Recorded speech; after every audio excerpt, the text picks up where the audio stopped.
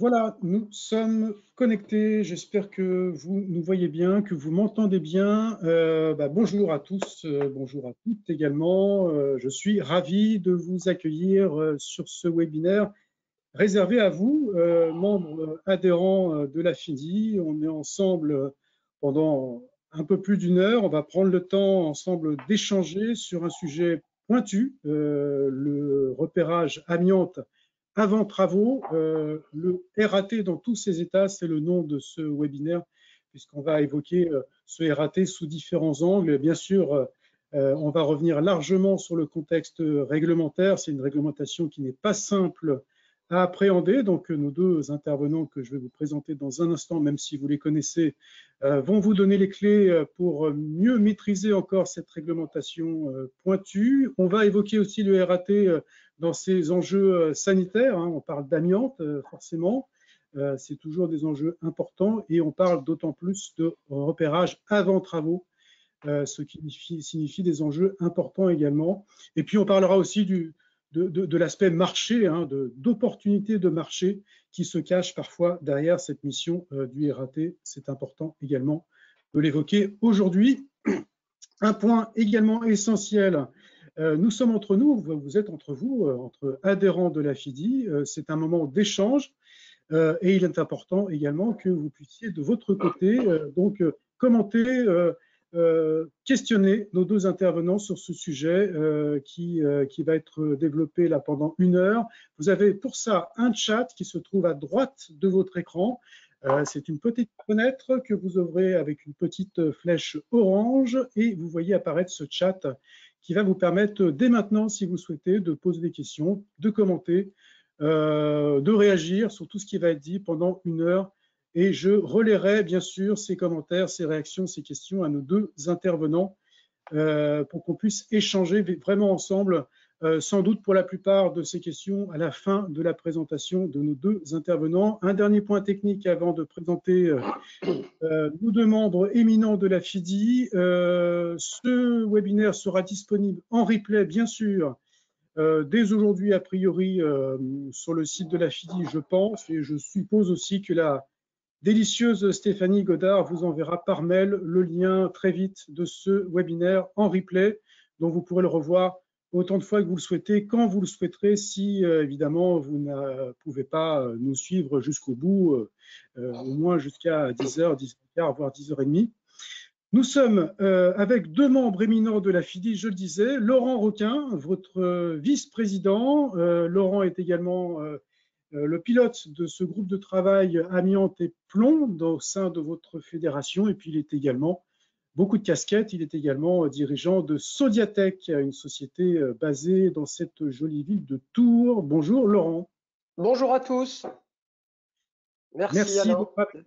Merci Laurent d'être avec nous. Et puis Franck Camilleri, responsable régional technique chez DECRA. Bonjour Franck. Bonjour Alain, bonjour Laurent, bonjour à tous. Bon, on entend tout le monde, tout va bien sur le plan technique. Merci à tous les deux d'abord d'être là, ce qui est effectivement une excellente chose pour ce webinaire. Et puis surtout pour le temps, l'investissement que vous avez pris pour l'organisation de ce webinaire. Il faut le rappeler, c'est une mission un peu chronophage de préparer un webinaire sur un sujet aussi technique et c'était tout à fait intéressant aussi de le rappeler, je le rappelle vraiment. Il y a beaucoup de compétences techniques, juridiques, réglementaires à la FIDI, vous en faites partie, et c'est bien qu'effectivement il y ait ce partage de compétences. C'est tout l'intérêt d'être au sein d'une fédération, rappelons-le également.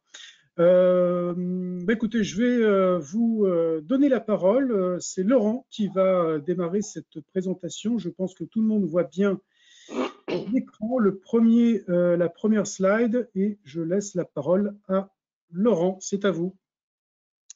Bonjour à tous. Merci, chers adhérents, d'être présents nombreux parmi nous pour ce premier webinaire dédié à l'amiante. Merci Franck du coup pour cette co-animation. Effectivement, nous avons pris quelques temps pour élaborer ce support. L'idée, eh bien, c'est dans ce webinaire, il sera composé de 3 parties. Dans la première partie, on pourra aborder le contexte et l'évolution de la réglementation applicable au repérage amiante avant travaux, en aborder également les grands enjeux. Dans la deuxième partie, il y aura un zoom sur quelques articles de l'arrêté. On définira précisément les rôles et les responsabilités du donneur d'ordre et de l'opérateur de repérage. Et puis on abordera les cas d'exemption et la méthodologie de la mission du RAT. Dans la troisième partie, Franck nous présentera les bonnes pratiques et les outils à notre disposition. Et puis on abordera également les opportunités du repérage avant travaux dans le cadre du développement de nos activités. Cette troisième partie sera également l'occasion pour nous de répondre à vos questions. Surtout, n'hésitez pas, Alain le précisait dans le chat, un espace est dédié et on s'évertuera avec Franck de répondre au mieux. Voilà. Eh bien, je vous propose quelques mots peut-être sur la FIDI. Rappelons, et nous vous en remercions, vous êtes les adhérents de cette organisation professionnelle qui représente aujourd'hui 1500 diagnostiqueurs certifiés répartis dans 750 entreprises adhérentes. C'est grâce à vous que l'on arrive à représenter et défendre les intérêts de la profession. Voilà, vous avez pu voir qu'on a mené une campagne de communication très valorisante ces derniers temps. Par ailleurs, on est organisé, eh bien, c'est une association, donc il y a donc un conseil d'administration, un bureau et des groupes de travail et des commissions. Et c'est le fruit de la contribution de ce groupe de travail amiante qui a pour objectif eh bien, de produire du contenu et des réflexions en interne entre techniciens eh bien, pour vous aider, vous, adhérents, dans l'exercice de votre métier. Voilà, donc les temps forts de la FIDI, bien sûr, quand est-ce qu'on se rencontre et quand est-ce qu'on peut échanger ensemble, évidemment par le biais de ce webinaire, mais surtout sur les salons avec les rencontres nationales de la FIDI au RVDI et puis lors de notre assemblée générale. Par ces temps compliqués évidemment de crise sanitaire, on comprend bien que l'on peine à se retrouver et nous avons vraiment hâte de vous revoir en physique.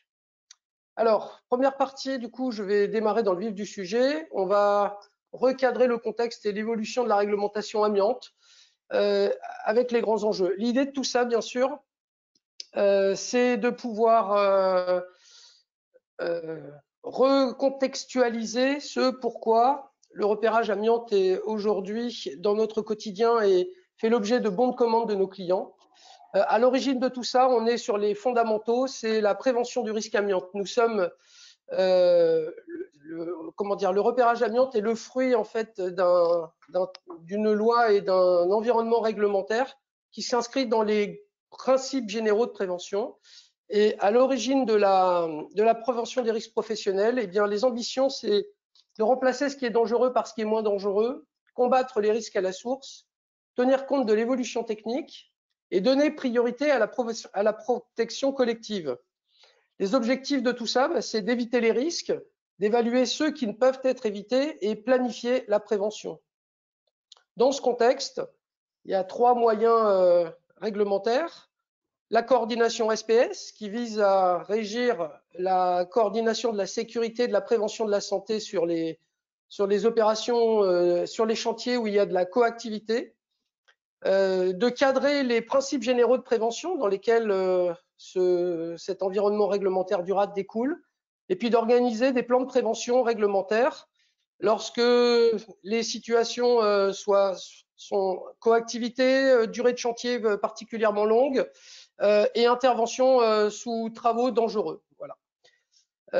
Bien, ce contexte, en fait, on peut le recadrer également en vous présentant l'évolution du calendrier en fait des différentes obligations réglementaires pour organiser les repérages. Alors, ce petit diagramme, il a 3 couleurs comme vous pouvez le voir. De 97 à 2002, on est dans le rouge en fait, c'est qu'on a quelques obligations réglementaires, mais il y a encore des trous dans la raquette par rapport au code du travail.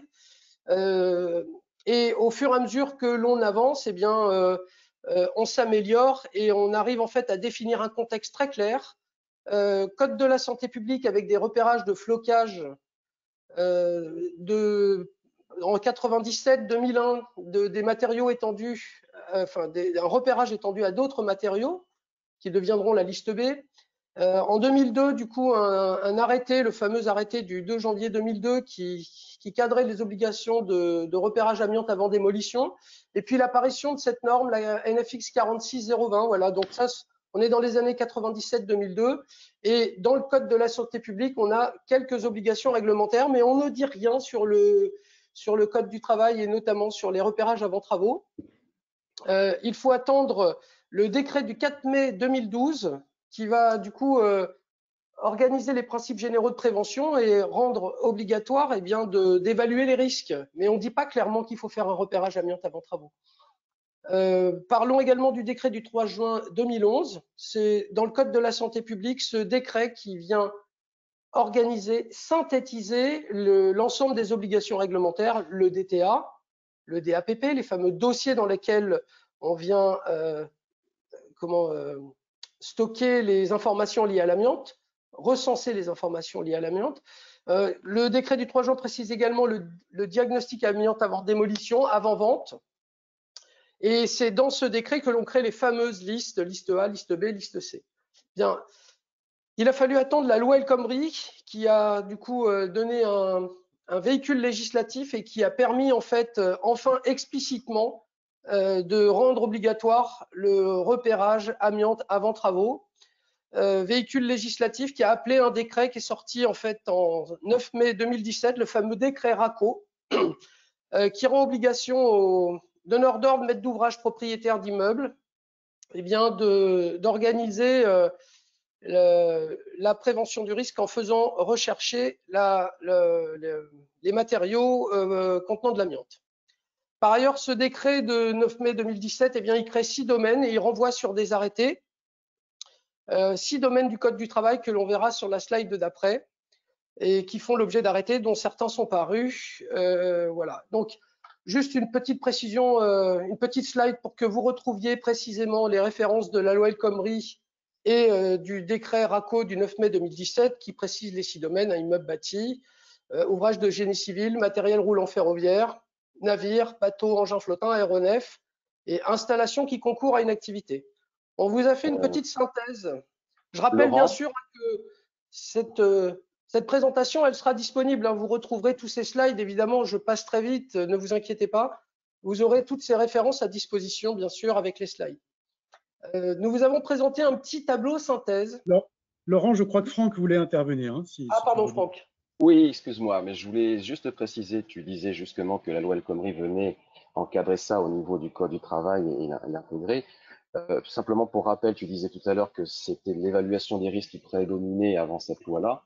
Pour synthétiser la chose, ce qui était du fait en fait des employeurs, donc des entreprises d'artisans, ainsi de suite, l'obligation était faite pour eux effectivement de demander à faire faire les obligations de recherche amiante avant travaux auprès de leurs propriétaires ou donneurs d'ordre, alors que depuis cette loi-là, c'est effectivement aux propriétaires des biens en question dont l'obligation est retombée. Donc on a élargi ce paradigme effectivement à l'ensemble des intervenants de l'objet. Je voulais juste faire cet apport-là, c'était effectivement une obligation qui ne figurait pas, que la loi El Khomri introduit et qui a ensuite été distillée entre les arrêtés et les décrets. Je voulais juste ajouter ça, mais c'était juste pour illustrer le changement de paradigme en fait. Merci Franck. Je vous refais juste une petite explication de texte. La Direction générale du travail, en créant ces 6 domaines, elle a passé commande à l'AFNOR en fait pour permettre aux professionnels concernés par les différents secteurs de se mettre autour de la table, maîtres d'ouvrage, opérateurs de repérage, et puis acteurs de la maintenance bien sûr, hein, et puis de la gestion des réseaux. Et il y a donc eu des normes qui ont été établies basées sur la NFX 46020, la première norme sur le repérage amiante dans le bâtiment. Et l'ensemble de ces normes sont quasiment toutes abouties. Certaines sont en cours de publication encore. Et à chaque fois qu'une norme est sortie, on attend son arrêté d'application. L'arrêté qui va cadrer la méthodologie, mais aussi les prérequis et les modalités d'exercice de ces opérations de repérage. Bien, voilà. Ce qu'on peut préciser, hein, c'est que on attend avec impatience l'arrêté lié aux ouvrages de génie civil d'infrastructures de transport. Les infrastructures de transport, c'est les voiries, c'est les repérages sur voirie. On attend ça avec vraiment beaucoup d'impatience, mais le calendrier est compliqué avec les problématiques de Covid et on attend ça normalement en courant de cette année, peut-être au début juillet. Alors attendez, oui, voilà. Donc les grands enjeux du RAT. Mais il y a 4 enjeux fondamentaux. Les enjeux humains. Évidemment, on risque l'exposition accidentelle en ne détectant pas l'amiante avant travaux. Et on peut contaminer les intervenants, mais aussi on peut polluer le site et les locaux et exposer les occupants. Deuxième grand enjeu juridique. On peut être amené, l'inspecteur du travail peut être amené pour des problématiques d'amiante à arrêter les travaux. Et il peut y avoir des amendes administratives et des sanctions civiles et pénales en cas de mise en cause. Par ailleurs, un enjeu de responsabilité sociétale, la pollution de l'environnement. Dans le cadre des opérations de recyclage et de dissémination de matériaux et produits contenant de l'amiante, une non-recherche, une non-détection pollue l'environnement avec des impacts potentiels sur d'autres opérations. Et puis, quatrième enjeu, pas des moindres, l'enjeu financier. On peut avoir un impact sur les travaux. Ça peut générer des surcoûts quand on répare mal l'amiante, des décalages en cas de mauvaise réalisation d'un RAT. Et évidemment, quand on découvre en cours de chantier des matériaux contenant de l'amiante, alors même qu'un premier repérage avait été fait et que le désamiantage a été organisé, on comprend bien les écueils associés à cette typologie. Donc tout ça pour préciser que le repérage amiante avant travaux, c'est le premier maillon d'une chaîne vertueuse et que du coup, nous sommes des acteurs et des contributeurs de ce premier pas qui va servir à organiser la prévention des risques. Bien, deuxième partie, je vous propose que l'on rentre en détail dans les articles de l'arrêté. On va rappeler le rôle et les responsabilités du donneur d'ordre et puis aborder les cas d'exemption. C'est parfois un peu rébarbatif, évidemment, que de lire un arrêté, de rentrer dans le détail, d'en maîtriser son contenu. Alors, c'est pour ça qu'on va essayer en fait d'en faire une synthèse. Et on a essayé de garder cette logique article par article. Quel est l'intérêt en fait de tout ça? L'intérêt, c'est le savoir-faire et le faire savoir. Un bon technicien qui réalise ces opérations de repérage et qui parfois de façon très intuitive en fait va savoir organiser, va pouvoir décrypter un programme de travaux, et bien d'avoir en fait ce recul, d'avoir la maîtrise de quelques notions fondamentales et de rappeler quelques bonnes pratiques, et bien ça permet d'être plus crédible face à son client. Ça permet d'organiser le conseil et ça permet de se sentir mieux en tant que technicien. Voilà. C'est pour ça que du coup, il est pertinent d'avoir du recul et de comprendre dans quel domaine on se précise. Donc, je vais faire un petit focus sur le premier article du décret RACO, qui précise que c'est le donneur d'ordre, le maître d'ouvrage ou le propriétaire qui apprécie les risques et fait réaliser un repérage. C'est de sa responsabilité. Alors, bien sûr, vous allez, j'attends cette question, hein, tout le monde veut savoir, mais à partir de quelle date, en fait, on organise la prévention du risque et on rend le repérage obligatoire? Eh bien, ça peut résulter du fait que l'immeuble soit construit avant le 1er juillet 97. 1er juillet 97, on la connaît cette date, bien sûr. C'est celle qui s'inscrit dans le Code de la santé publique et à partir de laquelle il était interdit de fabriquer, de mettre en œuvre, d'utiliser des matériaux amiantés. Elle est connue de tous puisque à partir de cette date, eh bien, il n'y a plus d'obligation de faire un repérage amiante avant vente. Or, on est dans le Code du travail et l'appréciation des risques, elle peut résulter de certains éléments qui auraient pu être stockés ou des matériaux qui auraient pu être importés. Il faut savoir que en Chine, en Russie, il y a encore énormément de flux et d'activités d'utilisation de l'amiante. Et donc, après la date du 1er juillet 97, on peut encore mettre en œuvre des produits amiantés. Qui n'a pas, dans ses opérations de repérage, analysé des toitures de 2000 qui contenaient encore des toitures en fibrociment qui contenaient encore de l'amiante. Voilà. Donc, on ne peut pas préjuger de ces dates. Et pour le coup, eh bien, vous, opérateurs de repérage, sachant ça, eh bien, vous pouvez avoir un rôle de conseil auprès de votre maître d'ouvrage. Voilà, ce petit focus, je le trouve intéressant. Maintenant, ce que je vous propose, eh bien, c'est qu'on zoome vraiment dans les articles de l'arrêté. Alors, quel est l'objet de l'arrêté? Eh bien, c'est de préciser les prérequis de formation et de compétences des opérateurs de repérage. C'est de fixer les obligations du donneur d'ordre et de l'opérateur de repérage et définir la méthodologie de réalisation du repérage avant travaux, suivant une liste de matériaux et produits contenant de l'amiante qui figure en annexe 1. En annexe 1 de l'arrêté, il y a la liste des matériaux et produits contenant de l'amiante assujettis au repérage. Par ailleurs, l'objet de l'arrêté, c'est de caractériser les situations d'exemption de rate et les modalités à adopter dans ce cas-là. Alors, cet arrêté, en fait, il se suffit à lui-même. Pourquoi? Parce que, en gros, hein, quelle a été la mécanique? La mécanique, ça a été de s'appuyer sur la norme 46020, de faire un copier-coller de sa méthodologie et de l'adapter dans l'arrêté. Voilà. Donc, on aurait pu en fait rendre d'application obligatoire la norme 46020. Or, on sait que c'est inconstitutionnel. Hein, on a eu des déboires par rapport à ça. Un texte ne peut pas rendre une norme obligatoire sans la mettre à disposition gratuitement. Et du coup, ça, c'est pas possible au niveau de l'AFNOR. Donc, le texte s'appuie en fait et cite la référence de la 46020 en précisant qu'elle est réputée satisfaire aux conditions de l'arrêté. Bien sûr, uniquement pour ce qui concerne la mission de repérage et sa méthodologie. Voilà. Elle n'est donc pas obligatoire, la 46020. Elle est non réglementaire, mais elle devient contractuelle si on la cite dans le contrat.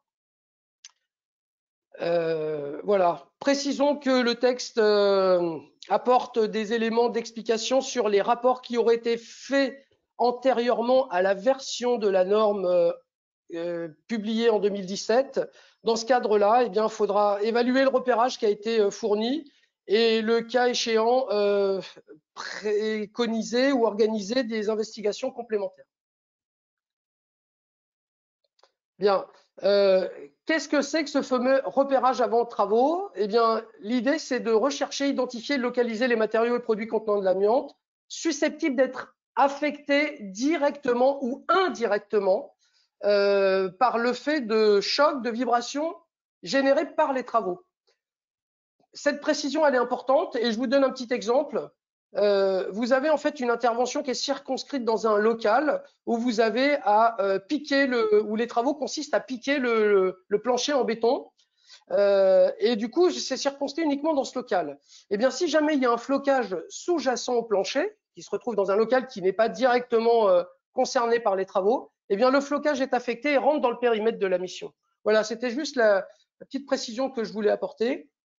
Point supplémentaire, eh bien, du coup, l'article 3 de l'arrêté précise les responsabilités et les obligations du donneur d'ordre, en précisant que celui-ci définit précisément le programme des travaux, qu'il le transmet les mises à jour à l'opérateur de repérage avant intervention, et bien sûr, si jamais il y a une modification du programme des travaux, il y aura une mission complémentaire à confier à l'opérateur de repérage afin de mettre à jour le rapport.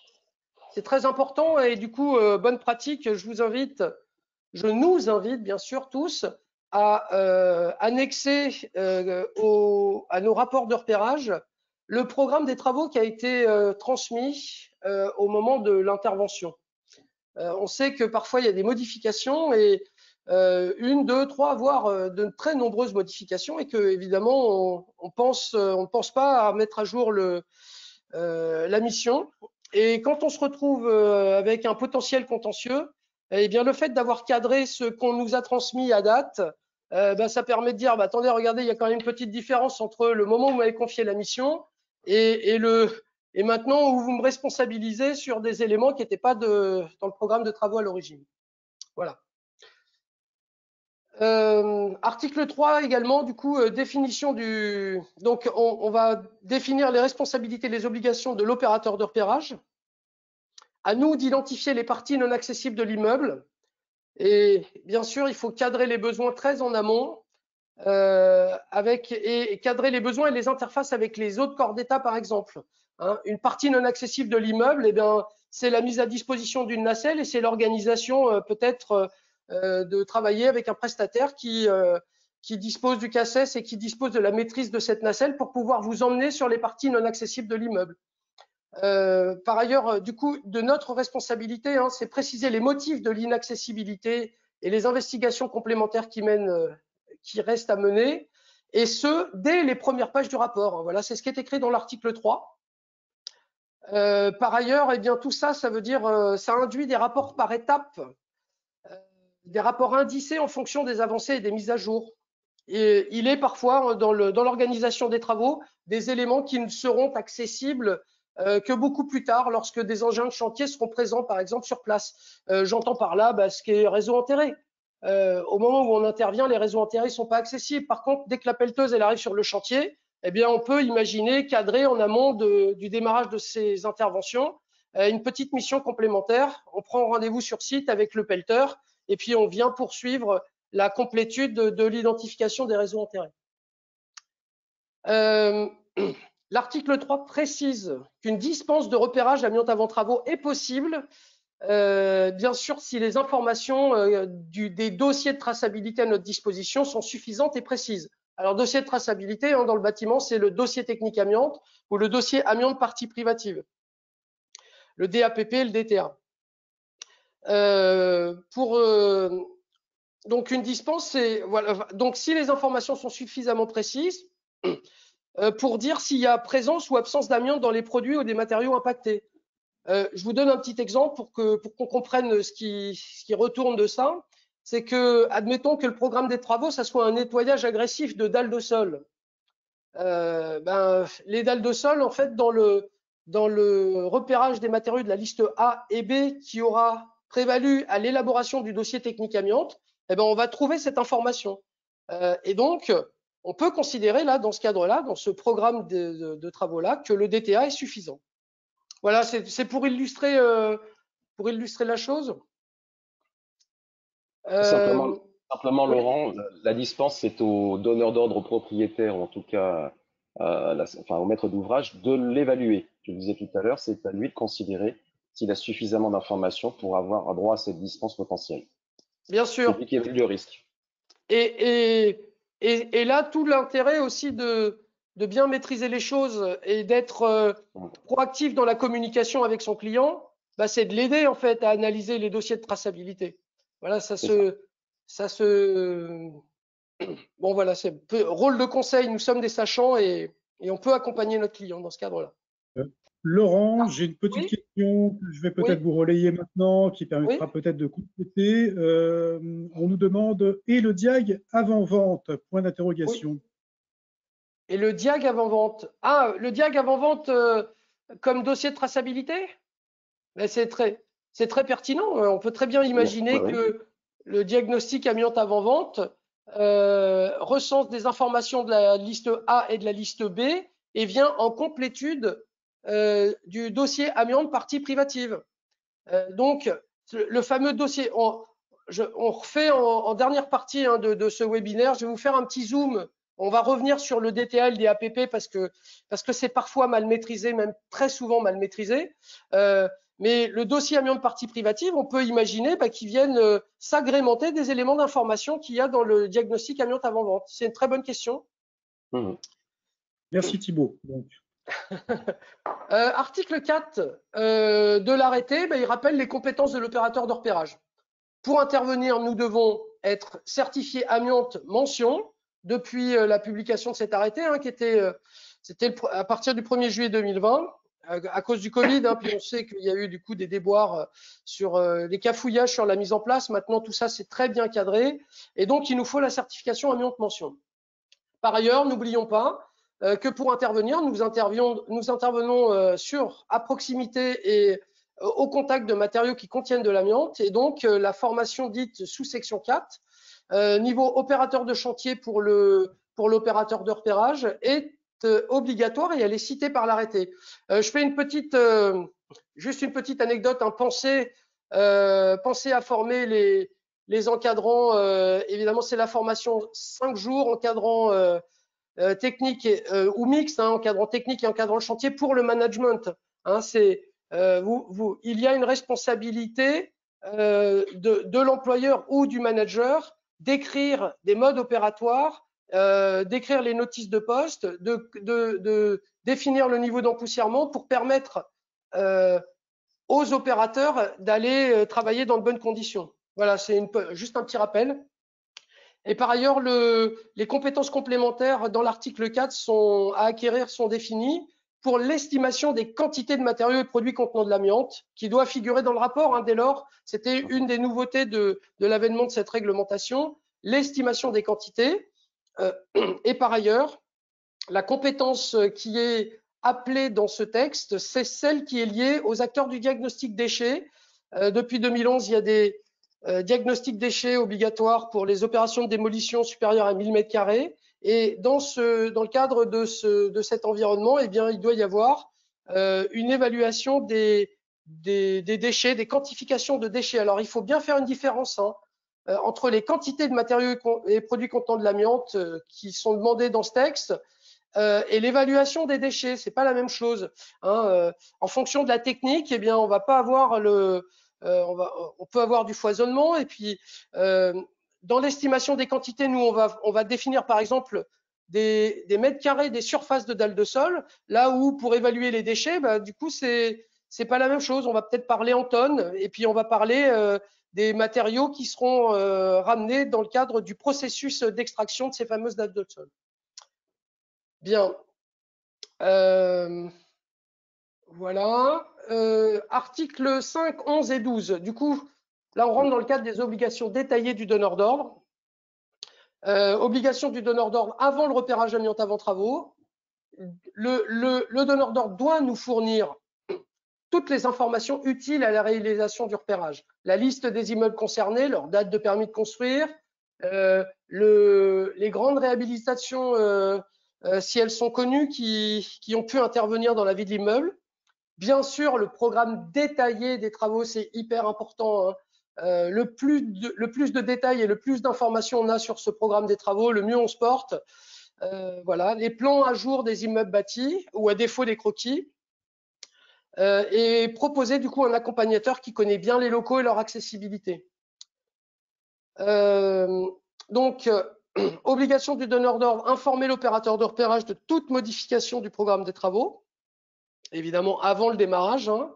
Informer les occupants et les exploitants des locaux concernés par la mission de repérage, et si besoin, organiser un plan de prévention avec les modes opératoires relatifs au processus mis en œuvre. Alors, plan de prévention, ça peut être nécessité en cas de coactivité ou ça peut être nécessité si jamais il y a des travaux dangereux associés à nos interventions. Et en fonction aussi de la typologie et bien du maître d'ouvrage, hein, pour rentrer dans un milieu industriel, souvent il faudra faire un plan de prévention. Obligation du donneur d'ordre après le repérage amiante avant travaux, c'est faire compléter le rapport de repérage en cas de pré-rapport. Parfois, on ne peut pas aller au bout de nos investigations. Dans ce cadre-là, on livre un pré-rapport. Et il y a une complétude nécessaire à faire. Et ça, c'est important de le préciser quand vous allez livrer votre pré-rapport, de bien communiquer à votre client que la mission, elle n'est pas terminée. Du coup, en cas de présence d'amiante, le donneur d'ordre devra qualifier le cadre juridique des travaux à réaliser. C'est à lui de gérer ça, d'organiser en fait la classification dans l'organigramme en fonction de ce qu'il a à faire, si l'opération relève de la sous-section 3 ou de la sous-section 4. Il devra adresser une copie du rapport au propriétaire ou aux locataires concernés, bien sûr, si les locataires l'ont demandé. Et il doit aider le donneur d'ordre à la traçabilité des données. C'est très important, ça. Et on évoque après ce sujet en détail.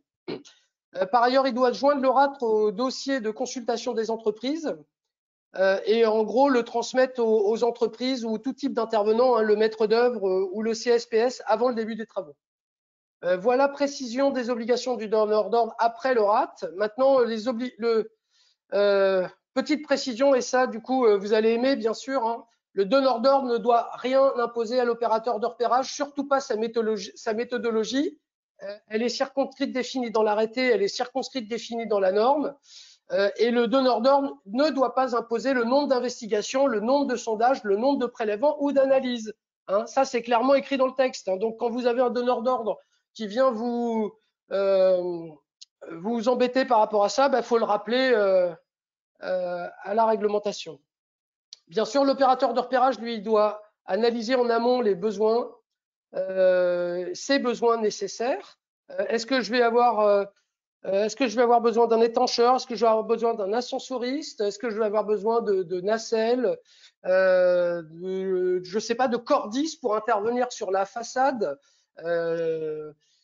Voilà. Et je dois les exprimer au donneur d'ordre, et bien sous peine de ne pas avoir les infos ou les moyens de bien réaliser ma mission. Les sanctions à l'encontre du donneur d'ordre, elles sont de deux types. Il y a des sanctions pénales et des sanctions administratives. Tout ça fait l'objet d'amendes. Amende délictuelle de 3 750 € et ça peut aller jusqu'à 9 000 € en cas de manquement d'un rapport de repérage avant le démarrage des travaux.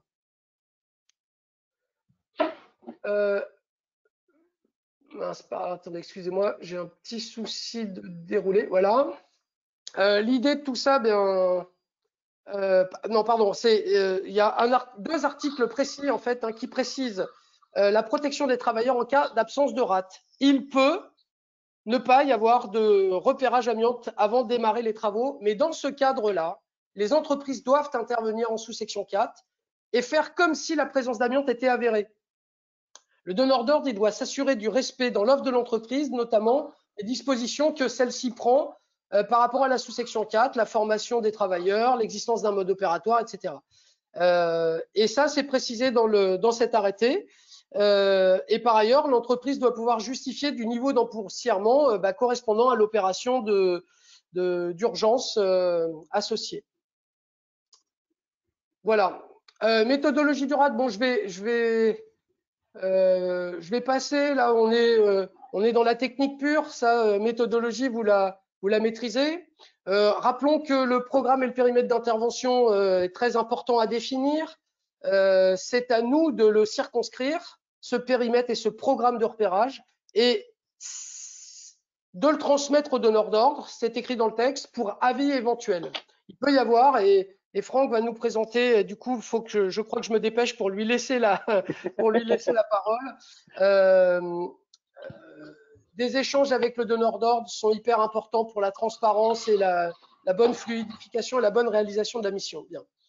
Dans le déroulé, eh bien sûr, les inspections visuelles, définir les ZPSO, les zones qui présentent des similitudes d'ouvrage, repérer les matériaux susceptibles de contenir de l'amiante dans le cadre de la liste de l'annexe 1 de l'arrêté, évaluer les critères objectifs en s'aidant sur le contenu des anciens rapports, analyser le dossier de traçabilité, voir s'il y a des marquages sur site, lire et comprendre les notices techniques qui peuvent receler d'informations sur la présence d'amiante, regarder les factures, les rapports d'analyse amiante, etc. En gros, il doit y avoir une évaluation de critères objectifs qui permettent à l'opérateur de dire il y a de l'amiante dans ces matériaux-là.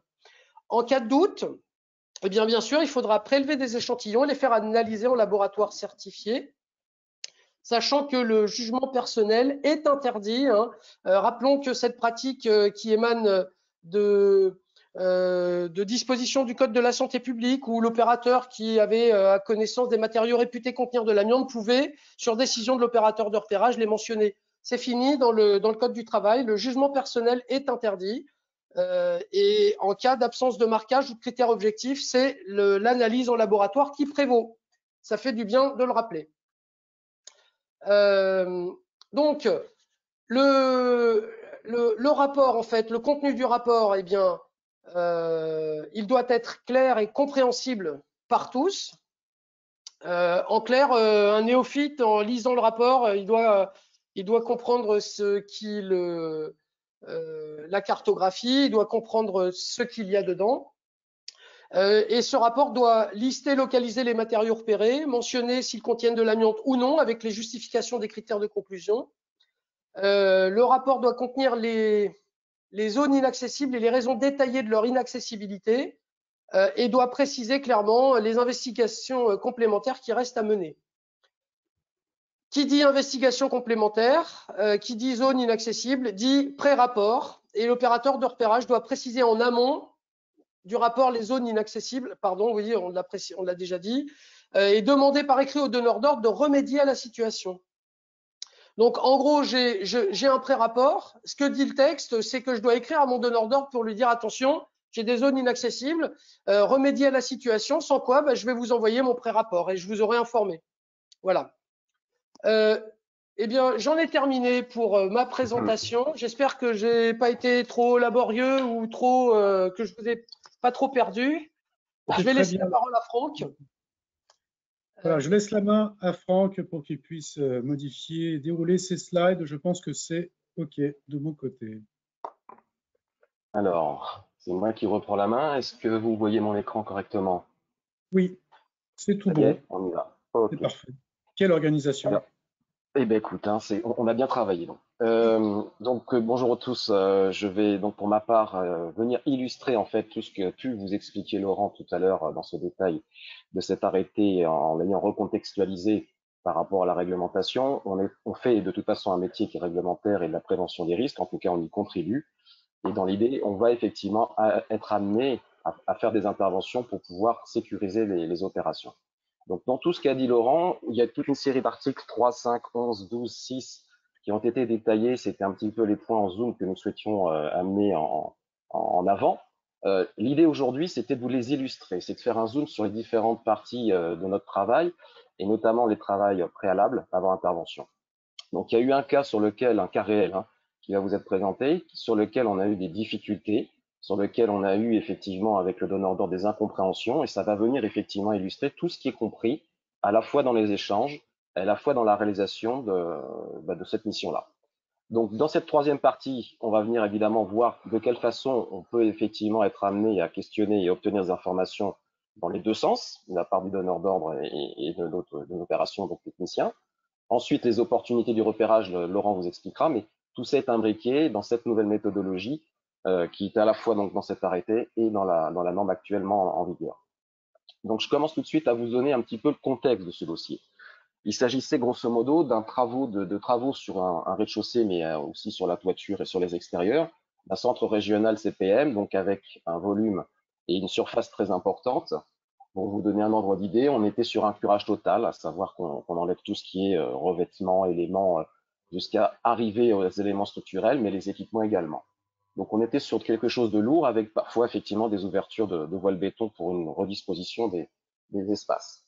Il y a eu plusieurs étapes dans cette intervention et à un moment donné, juste avant effectivement la parution et l'édition de cette nouvelle norme, donc on était préalablement avant l'application de cette méthodologie en tout cas connue, on se retrouvait avec des questions. Le donneur d'ordre ne se retrouvait pas par rapport à tout un programme de travaux. Donc il a fallu reprendre tout ça et on s'est aperçu relativement vite que le programme des travaux, et ça vient donc illustrer ce que disait Laurent, que le programme des travaux en fait avait évolué au cours effectivement de l'accomplissement de ces missions et que ça ne nous avait pas été communiqué, ça n'avait pas été effectivement dans ce sens-là et qu'il a fallu reprendre et venir compléter les rapports qui avaient été précédemment établis. Donc c'est tout à fait dans l'esprit de cet arrêté qui est paru en 2019, c'est tout à fait dans l'esprit de la méthodologie normative qui était apparue donc en publication en août 2017.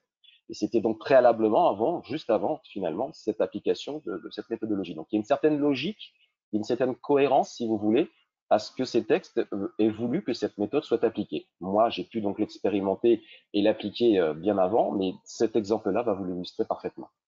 Donc, il n'était pas question de savoir qui avait tort ou raison par rapport à cette problématique d'information et de mise à jour des travaux, mais il a fallu effectivement reprendre les dossiers. Donc, ça veut dire grosso modo qu'on a fait des communications, on a fait des échanges, on a demandé des documents, et c'est ce qu'on va venir vous présenter tout de suite. Donc voilà, par exemple, un des documents qu'on est censé demander au donneur d'ordre, qui, quand ça existe évidemment, c'était qu'il y avait un cahier des clauses techniques particulières, donc un CCTP, qu'il nous faut détailler. Donc, dans une réhabilitation de ce niveau-là, vous êtes forcément avec différents lots, avec différents éléments. Là, on vous en présente un, mais il a fallu effectivement faire une lecture détaillée, compréhensive de l'ensemble des éléments de ces CCTP pour pouvoir effectivement dire à ces endroits-là, il va falloir qu'on fasse des investigations, ils interviennent de cette façon, ils veulent mettre en place ceci. Donc, on a un vrai travail préalable avant de pouvoir, j'irais même faire, un devisage sur l'intervention qu'on est amené à faire. Il n'y a pas que ces documents-là, mais c'est un type de document qu'on est appelé à demander potentiellement, et qu'on est en droit de demander et même en devoir de le faire. Le donneur d'ordre est en obligation de nous répondre. On lui a clairement demandé est-ce que vous avez des documents détaillés, des précis de votre programme des travaux. Les CCTP nous ont été communiqués, pas tous, c'est ce qui a provoqué justement les problématiques, et on a effectivement au fur et à mesure réussi à compléter avec des échanges pour définir clairement à la fois et le périmètre et le niveau d'intervention qui était demandé. Autre élément qu'ils doivent nous communiquer, mais ça c'est depuis longtemps quelque chose d'acquis, c'est qu'on a évidemment sollicité la situation d'un plan précis de l'état existant de ce bâtiment. Donc là, vous voyez représenter ce document. C'est relativement important. Il s'agissait d'espaces ERP, d'espaces de bureaux, d'espaces extérieurs, notamment avec des patios. Et on devait effectivement intervenir sur cet ensemble. Alors, c'était plus ou moins désaffecté, mais l'idée était de venir effectivement détailler les choses. Quand on est parti de cet état de choses, donc avec ce plan, ça nous permet de situer les interventions et les éléments, il faut qualifier les revêtements et les éléments que l'on a en place. Ça se fait lors d'une prévisite, ça se fait lors effectivement d'échanges, et on a eu jusqu'à leur demander, mais voilà, quels sont vos travaux? Donc si je fais l'aller-retour entre l'existant et effectivement le plan projet, vous voyez qu'il y a des gros changements d'affectation, de distribution, et on était effectivement sur une zone totale, globale, et une investigation très complète. On a même été jusqu'à leur dire, aujourd'hui, vous avez effectivement une redistribution des locaux, une redistribution des affectations de ces locaux. On aimerait beaucoup savoir quels sont les éléments qui sont déposés, démolis, remodifiés, et donc on a refait un détail malgré les CCTP pour arriver en fait à ce qu'on nous produise un document de travail qui est, lui, la situation, et là je vous ai fait un petit zoom sur les légendes qui sont effectives. On a détaillé et on a demandé à faire un détail des démolitions. Donc, on a bien effectivement, comme vous voyez sur le plan, des zones très précises, très localisées, de voiles béton, de maçonnerie. On avait également des démolitions et des retraits de cloisons vitrées, intérieures, extérieures. On avait des cloisons de cloisons de carreau-plâtre, de placo, de menuiserie, et qui ont été localisées, qu'on a demandé en termes de localisation, pour effectivement limiter et de façon très précise nous indiquer ce que nous devions faire et à quel endroit nous devions faire. Ce genre de document est typiquement l'outil, je dirais quasi indispensable pour éviter d'avoir des reproches, des problèmes, des litiges potentiels avec un donneur d'ordre. Il se doit de nous faire quelque chose le plus précis possible, on essaye d'y répondre, mais la formalisation et l'information et par des documents écrits comme celui-ci évite tout équivoque par la suite pour savoir ça. Laurent vous disait tout à l'heure qu'on se doit d'identifier des FPSO, puisque c'est le moyen de travail que nous demande cette nouvelle méthodologie. On doit le faire au travers de sondages avec des éléments témoins. Et bien, ce genre de document nous permet de dire, voilà, on a une ZPSO identifiée pour la démolition des voiles béton, à peu près sur cette zone-là. Est-ce qu'on a quelque chose d'homogène? On a un élément témoin qu'on va venir comparer. Et c'est typiquement le genre de production, de documents et d'informations qui nous est nécessaire. Donc, on n'a pas ce niveau de détail tout le temps, on est bien d'accord, mais c'est dans l'idée de vous montrer que même avec des donneurs d'ordre qui sont très organisés, avec des moyens, on est amené par le questionnement, donc grâce à nos connaissances, grâce, je dirais, à notre professionnalisme et la connaissance de notre métier, à l'amener lui, qui n'est pas forcément toujours très sachant de la façon dont on intervient, de façon à lui expliquer qu'on a besoin de ces informations pour limiter les dégradations, pour limiter les émissions potentielles, et de façon à lui rendre quelque chose qui ne bloque pas non plus dans l'exécution de son chantier ultérieurement. Par la suite, je vous montre ici certaines questions qu'on a été amené à lui poser en dernier recours avant intervention. Donc, on lui restituait le plan projet sur ce mail et on lui posait la question. Donc, j'ai fait un petit zoom sur ces questions-là notamment. Donc, vous voyez que la CARSAT avait été mise, je ne dirais pas en assistance à maîtrise neuve, mais pour avis simplement sur l'opération. Donc, c'était bien encadré quand même. On a souhaité avoir effectivement des éclaircissements sur les évacuations des eaux usées. est-ce qu'elles étaient impactées ou pas. Donc, ils nous ont répondu donc en bleu, voilà, il y a un ajout de 2 WC sur la zone qui ne figurait pas sur le plan projet qu'effectivement on nous fournissait à ce moment-là. Autre chose, on posait la question sur les électricités. Est-ce qu'on avait effectivement à toucher effectivement à cette zone d'électrique, cette dépose, étant donné que ça a été fait en 2013, ils nous ont répondu que non. Effectivement, les cheminements des câbles sont entièrement déposés, donc il faudra qu'ils soient inclus, même s'ils font partie d'éléments qui étaient effectivement implantés postérieurement et bien postérieurement à 2000 ou 2005, c'est-à-dire en 2013. Ils ont souhaité qu'on fasse une partie de la mission, en tout cas, sur effectivement ces cheminements de câbles, sur les câbles en eux-mêmes potentiels, et ils faisaient donc bien partie des travaux. Donc vous voyez qu'on était un peu dans le détail, mais ça avait de l'importance pour lui. On avait affaire à quelqu'un de sachant, qui était précis au niveau de ses exigences, et il a fallu y répondre précisément. C'est grâce à ce questionnement, qui n'avait pas été précisé préalablement, mais c'en est un parmi d'autres, ça nous a permis d'identifier des zones, des éléments qui n'auraient pas forcément été clairement identifiés comme pouvant faire partie de l'impact des travaux nécessaires. Donc voilà, c'est un exemple qui permet ensuite d'expliquer que dans le cheminement de nos questionnements, on a pu viser les choses, mais on leur soumet un programme de repérage. C'est-à-dire qu'à la lecture des documents, à la synthèse des rapports précédents, des études sur les plans, effectivement des lectures des CCTP, des échanges, on a pu lui proposer ce que vous allez voir par la suite, c'est-à-dire un programme de repérage. C'est-à-dire qu'on lui explique, qu'on va dire, voilà ce qu'on a identifié comme éléments étant et faisant partie des complétudes que vous souhaitez mener. Donc ce mail-là a été identifié pour lui expliquer les choses. Préalablement à l'édition d'un devis, on lui demande de valider ce que l'on a déterminé. Donc par la suite, vous avez effectivement ce document qui a été, bon, c'est simplement un document texte sur lequel on situe les éléments impactés, à la fois de démolition, de dépose, des éléments qu'on souhaitait éclaircir, donc on a pu faire effectivement par mail, comme vous l'avez vu tout à l'heure. Mais ce qu'on lui fournit, c'est un programme de repérage.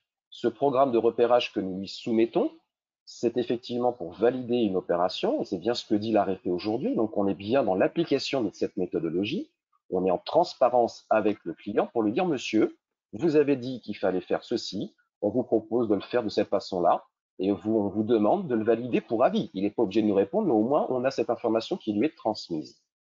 Donc ça se faisait sur 3 pages, que je vous ai restitué parce que je trouve intéressant de voir qu'avec ces documents qui étaient relativement précis, on a pu définir et localiser des zones avec effectivement les légendes qui y faisaient figurer, et on a défini, on lui a expliqué ce qu'on allait faire. Ceci étant fait et ayant été reçu, vous voyez qu'on avait 3 types de niveaux qui étaient concernés en dehors du rez-de-chaussée, et le programme de repérage que nous lui avions présenté, il nous a répondu qu'effectivement, nous sollicitions, et il sollicitait pour avis effectivement de la CARSAT cette possibilité, et que les réponses qu'il nous apportait complémentairement étaient effectivement les ajouts des WC, les câblages, ainsi de suite. Donc on était bien sur quelque chose qui permettait d'avoir une validation préalable avant intervention du donneur d'ordre. On était bien sur la présentation aussi de moyens d'investigation. Il nous avait mis à disposition un échafaudage. Il y avait effectivement une, comment ça s'appelle déjà, une condamnation du réseau électrique pour l'intervention que nous faisions. Donc on avait anticipé un peu toutes les situations, mais c'est parce qu'il nous a communiqué ces informations qu'on a pu effectivement dimensionner et prévoir l'intervention. Donc c'est un petit peu un cas d'école ce que je vous présente, mais c'est un cas réel. C'est-à-dire qu'on avait des difficultés, il avait des questions auxquelles nous devions apporter des réponses, sur lesquelles effectivement on ne pouvait pas le faire si on ne respectait pas une certaine logique, une certaine procédure, de façon à sécuriser son chantier, de façon à éviter des arrêts, de façon à éviter des amendes potentielles. Donc, ce document, quand il a été établi, et la mission, quand elle est intervenue, elle s'est faite en plusieurs phases, comme l'explique également, je dirais, l'arrêté aujourd'hui. Et aujourd'hui, on est bien dans une catégorisation de notre métier qui, je trouve, prend toute son ampleur. C'est ce que vous disiez, Laurent, aussi. On est là pour apporter du conseil en tant que professionnel et mieux connaître effectivement son domaine, que ce soit réglementaire ou dans le domaine de la préparation et de l'anticipation. Ben, ça permet de sécuriser l'ensemble. Donc, on est vraiment je dirais, dans une valorisation de notre métier et qui est vraiment très apprécié par rapport, je dirais, à ce qui se faisait par le passé. On est vraiment dans une étude. On ne peut pas toujours tout prévoir, on ne peut pas toujours tout effectivement anticiper. L'essentiel est de pouvoir effectivement présenter les démarches telles que la réglementation nous demande. Là, on nous opposera beaucoup moins de reproches. Les seuls reproches qu'on pourrait nous faire, c'est la contestation de sondage potentiel ou ça, je dirais, son étendue qui n'aurait pas été effectivement satisfaisante pour le client, mais il ne doit plus nous demander un certain nombre de prélèvements et nous-mêmes, on doit se limiter et établir ces ZPSO par l'intermédiaire de sondages avec les éléments témoins. Et là, je fais le lien en vous disant ça à la suite, c'est-à-dire qu'on a souhaité dans cette présentation vous reparler un petit peu et succinctement d'une ZPSO et de quelle façon on peut être amené à la constituer et à pouvoir l'appliquer. Excellente transition, Franck. Eh, écoute, c'est un talent que je ne me connaissais pas. Donc, la ZPSO, voici ce que nous dit aujourd'hui les textes. Donc, il y a 2 petits slides qui vous expliquent que la ZPSO, eh ben, aujourd'hui, les législateurs, donc c'est pas quelque chose, la ZPSO qui est nouveau dans les textes, ça figure déjà depuis assez longtemps. Elle était formalisée aussi bien dans cet arrêté de 2019 que dans la norme. La ZPSO est un élément central pour comprendre effectivement l'organisation des missions. Elle est définie donc vous avez dans la norme des définitions que j'ai restituées ici. Donc ils expliquent que c'est une partie du bâti dont les ouvrages et les parties d'ouvrage sont semblables. Bon, alors qu'est-ce qu'un ouvrage? Un ouvrage est un résultat d'un ensemble de travaux du bâtiment, comme ils le disent, destiné à remplir par lui-même une fonction économique, technique. Et donc un ouvrage peut comporter une ou plusieurs parties. Donc, je vous passe les notes bene et les notes effectives. Vous allez voir pourquoi, parce qu'à la fin, ça se simplifie. Une partie d'ouvrage serait un matériau ou un produit, voilà, qui par destination a été incorporé à l'immeuble bâti. Ça peut être du revêtement, ça peut être effectivement dans des enduits, dans différents éléments qui peuvent composer ce bâtiment. Et donc, en fait, en pratique, on doit associer dans une ZPSO un élément structurel qui peut être un sol, un mur, un plafond, une gaine technique, voilà, des zones, des espaces, sur lesquels effectivement sont venus se rajouter des éléments constitutifs de revêtement, de composition. Bon, typiquement, vous connaissez tous ce métier pour savoir qu'on peut avoir des enduits, du flocage, enfin différentes choses qui peuvent effectivement être associées à différents éléments structurels. Et en pratique, quand ils veulent qu'on effectue une ZPSO, ils veulent que les sondages que nous serons amenés à pratiquer, qui ont grosso modo la même façon de faire qu'un prélèvement, eh bien, ces sondages vont être utiles pour comparer un élément témoin que l'on aura récupéré sur un sol, sur un mur, et on va venir effectivement, grâce au sondage à cet élément témoin, on va constituer ce qu'on appelle une ZPSO hypothétique, puisqu'on est là pour effectuer des hypothèses de ZPSO dans un premier temps. Cet élément témoin nous permet de dire qu'on le retrouve à tel endroit, donc on a une localisation et une étendue de cette ZPSO potentielle. On est d'accord que c'est visuel, que c'est au toucher, que c'est dans sa situation.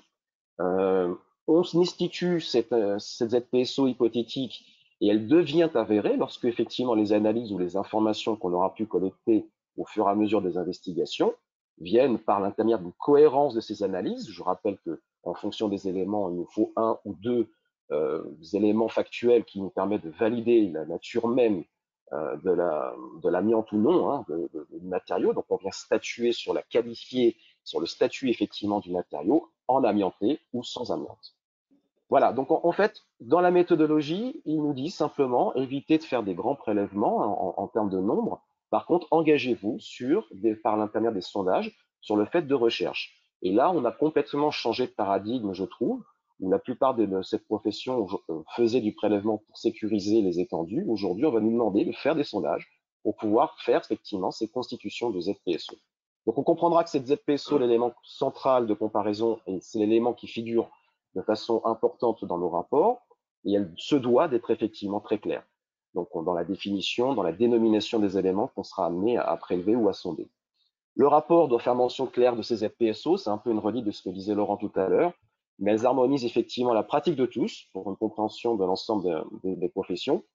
Elles simplifient également la traçabilité puisqu'au sein d'une ZPSO, on se doit de pouvoir retrouver les sondages destructifs par rapport aux investigations approfondies qui doivent être menées. Et pour ce faire, en termes d'illustration, on vous propose dans le slide suivant une petite, voilà, une solution pour identifier une ZPSO potentielle, mais il s'agissait de sol. C'est une extraction.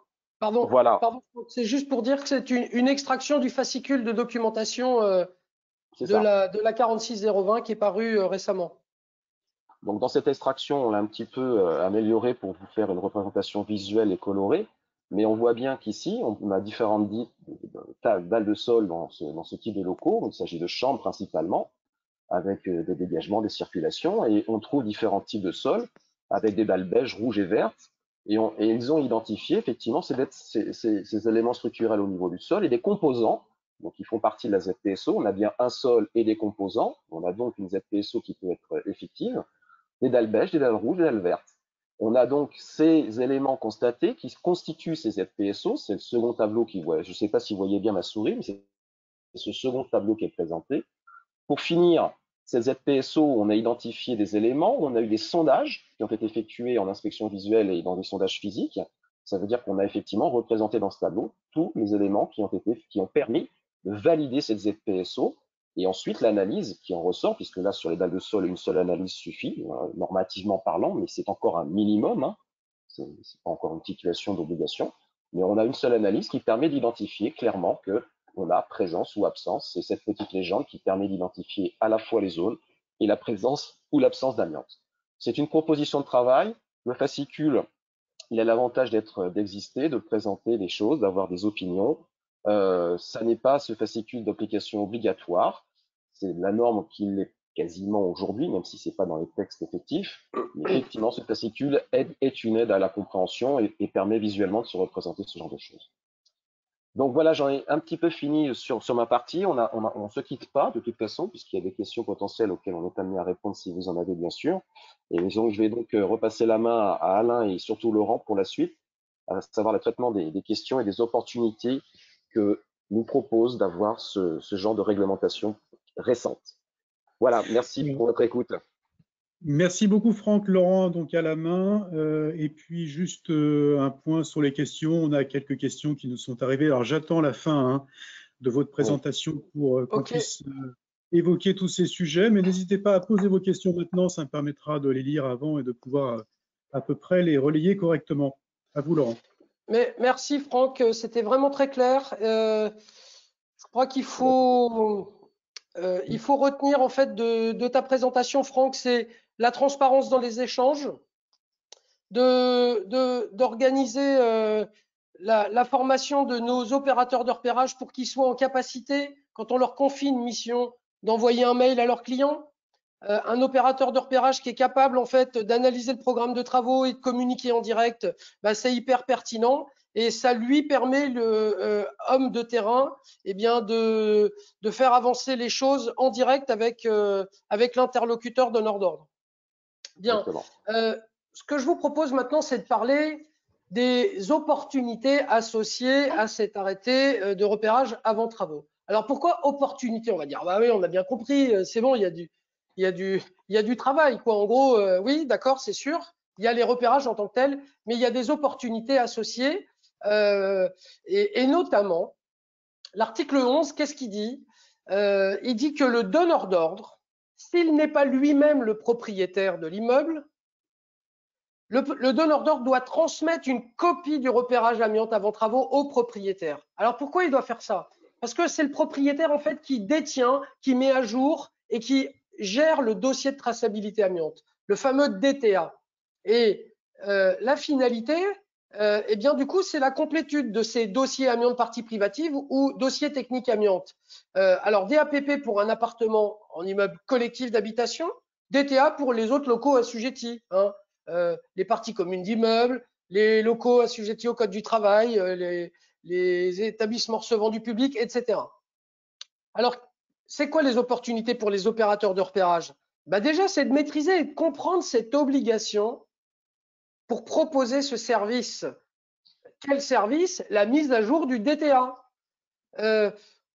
L'actualité était brûlante. En fait, l'actualité est brûlante depuis le 3 février 2021. Rappelons que quand le décret du 3 juin 2011 est sorti, les dispositions rentraient en vigueur 8 mois après l'apparition du décret. C'est-à-dire, et laisser en fait 9 ans aux propriétaires de l'immeuble, en absence de travaux impactant les matériaux de la liste B, à mon avis, il y en a eu quand même, laisser 9 ans aux propriétaires pour mettre à jour le DTA. Ce délai, il est tombé. Depuis le 3 février 2021, tous les DTA doivent être conformes au décret de l'époque. Mise à jour, du coup, des éléments de façade, des toitures, précision de l'état de conservation des matériaux de la liste B suivant une grille d'évaluation. Et voilà, donc l'ensemble de ces DTA doivent être mis à jour. Quand on comprend ça en tant qu'opérateur de repérage, on sait bien conseiller son client. Déjà, on sait lui expliquer que à l'issue d'un repérage amiante avant travaux, on doit compléter le DTA ou le DAPP, et que par ailleurs, c'est l'opportunité de lui expliquer que si son DTA il n'est pas à jour, il est en infraction avec la réglementation. Petit exemple de communication. Nous sommes des diagnostics immobiliers qui interviennent pour les ventes et les locations. Également, quand on intervient sur un lot privatif qui s'inscrit dans un immeuble où il va y avoir des parties communes, sachez que le notaire sera le garant de la bonne conformité du dossier technique amiante par le biais de la fiche récapitulative. Bonne communication, c'est j'informe mon agent immobilier qui lui est aussi en contact avec le notaire, et puis j'informe directement le notaire si je suis en lien avec lui pour lui dire attention, quand vous allez enregistrer l'acte authentique de ce lot privatif de copropriété, la fiche récapitulative qui va être transmise dans l'état daté par le syndic de copro, elle devra être mise à jour. Soyez vigilants, vous, homme de loi notaire. Voilà. C'était un petit exemple de communication et de bonne pratique. Alors, je voulais vous faire un petit rappel. Alors, définition des acronymes DTA et DAPP. Alors, pourquoi on revient là-dessus? Parce que trop souvent, on s'est rendu compte que c'était mal maîtrisé. Bien souvent, dans le langage courant, on va faire je vais faire un DTA. Il y en a encore qui appellent ça le diagnostic technique amiante, quoi. Un DTA, c'est un dossier. Donc, DTA, dossier technique amiante, DAPP, dossier amiante partie privative. Le DAPP, il est obligatoire pour les parties privatives des immeubles collectifs affectés à l'habitation. Bien. Alors, qu'est-ce que ce ne sont pas des repérages, ce sont des classeurs. Des vrais classeurs en fait. C'est un dossier de traçabilité. C'est un document que l'on organise dans un classeur qui est constitué sur la base d'un repérage des matériaux de la liste A et B. C'est-à-dire que ce classeur, je l'organise et je le constitue par un premier repérage, celui qu'on connaît bien, celui des ventes. C'est le même programme de repérage pour les ventes que pour l'élaboration du classeur dossier technique amiante.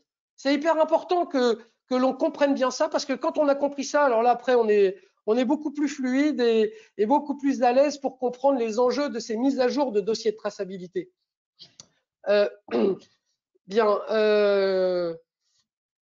L'idée, c'est que la plupart des logiciels métiers aujourd'hui que l'on utilise, nous, ils sortent des trames Word. On va générer, en fait, on fait le rapport liste A, liste B, et puis automatiquement, notre logiciel, il produit le DTA. C'est pour ça qu'on a parfois un peu pu confondre les choses, c'est qu'on en oublie par les automatismes de production de nos Word ou de nos PDF, on en oublie que normalement, l'idée, c'est de constituer un classeur. Donc, nos logiciels métiers sortent des trames Word modifiables qui sont imprimables pour constituer ce classeur. Et dans le fameux classeur, en fait, on implémente les repérages amiante avant travaux, quand il y a du désamiantage, les BSDA, etc., etc. Toutes les informations liées à l'amiante, en fait, elles sont synthétisées dans ce classeur. OK. Et du coup, normalement, on fait vivre les informations de suivi de la donnée amiante. Ça, c'est ce qu'on propose à nos clients de façon standardisée avec les logiciels de base. Mais, et là, c'est tous les enjeux de cette mise à jour, sachez qu'il existe des opportunités pour développer des nouvelles conséquences, notamment celle de s'intéresser aux logiciels de dématérialisation de la donnée amiante qui existent sur le marché. Ils sont nombreux. Amiante 360, Batinbox, Jiba, Diaginfo, etc. Il y a de nombreux systèmes d'information amiante proposés par des développeurs de logiciels, parfois du coup qui cherchent des relais de distribution avec des opérateurs de repérage. Mais l'idée, en fait, c'est qu'il faut s'intéresser à ces logiciels de dématérialisation parce qu'ils vont proposer des classeurs, ils vont proposer du DTA ou du DAPP dématérialisé.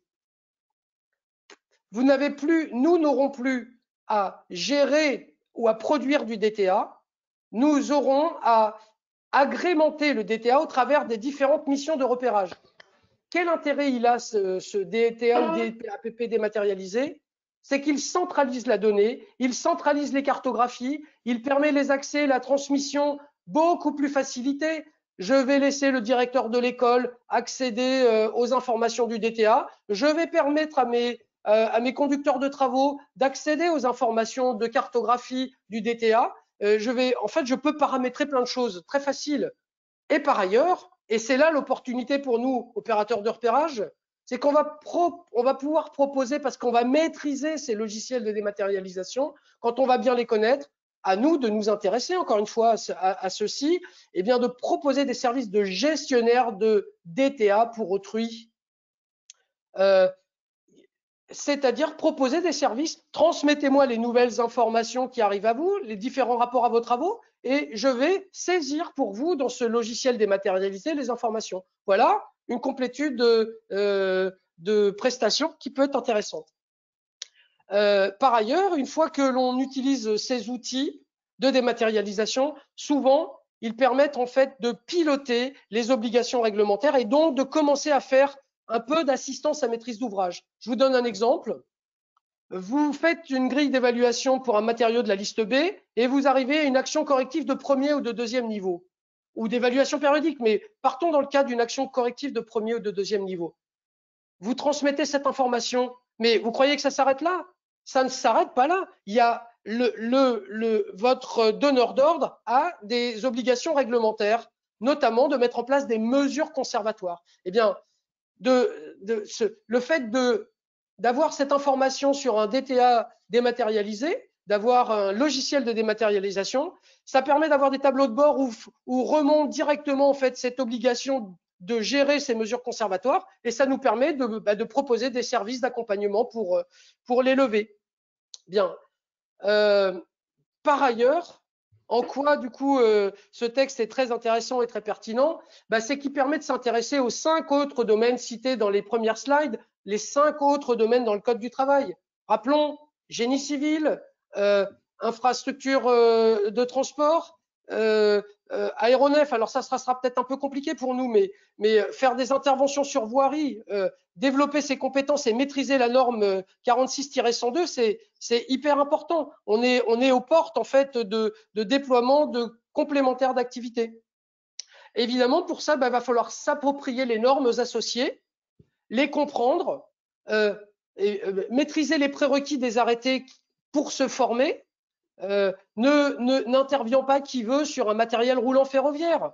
Il va falloir une petite formation pour comprendre en fait comment s'organise un industriel, comment il trace en fait l'intégralité de ses process, comment j'accède au dossier de traçabilité. La construction d'un wagon, c'est un ensemble de plans et de process à destination. Le moindre petit boulon est défini dans un dossier de traçabilité. Voilà, se former et puis évidemment proposer des services de repérage au top, comme les adhérents de la FIDI ont l'habitude de le proposer. Voilà, merci beaucoup pour votre attention et puis si vous avez des questions, c'est le moment. Alors, je voudrais juste préciser quelque chose pour faire un peu la conclusion aussi de mon côté. Je trouve qu'effectivement, ces arrêtés aujourd'hui, la voie que nous trace aujourd'hui les législateurs dans la réglementation, même si elle ne répond pas toujours à toutes les questions, elle a permis de clarifier beaucoup de choses.